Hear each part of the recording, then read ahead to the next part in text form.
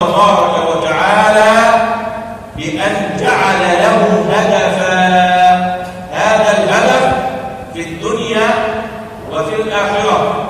في الدنيا طمأنينة وراحة نفس، سعادة وانشراح صدر، وفي الآخرة رضا الله ورضوان الله وصحبة من؟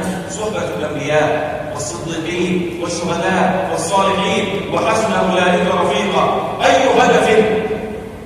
أي هدف أعظم من هذا الهدف؟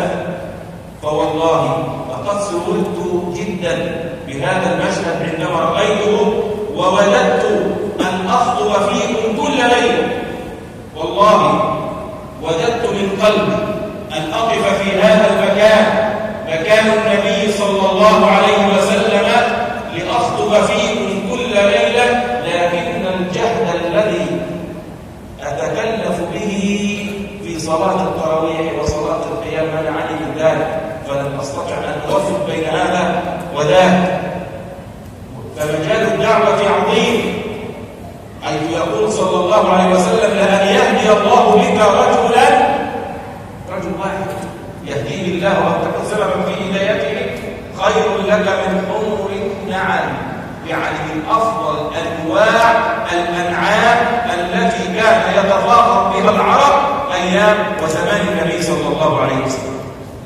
Beliau menyampaikan bahwa pada ayat tadi Allah mengajak wasari'u, ini kata perintah, bersegeralah kalian kepada apa? Kepada ampunan ya Allah, ila maghfiratin min rabbikum wa jannah, kepada syurga Allah Subhanahu wa taala.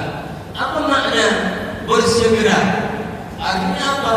Nah, beliau melihat dan menyaksikan malam pertama tarawih di masjid ini, betapa orang dari berbagai penjuru itu bersegera berlomba-lomba untuk bisa masuk ke masjid ini, untuk kemudian dapat apa? Dapat tujuannya mencari ridha Allah Subhanahu wa taala. Dan demi Allah Subhanahu wa taala beliau mengatakan malam itu beliau menangis.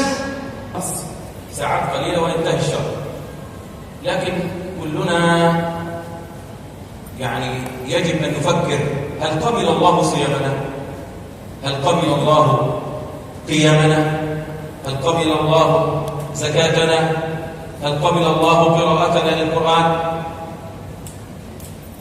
لا بد وأن نفكر في هذا.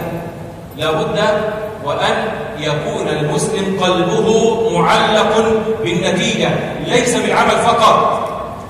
هل قبل الله هذه الأعمال التي قدمناها خلال هذا الشهر المبارك؟ إذن ما علامة هذا القبول؟ كيف نعرف أن هذا العمل مقبول؟ علامة قبول العمل أن أتبعه بعمل صالح آخر.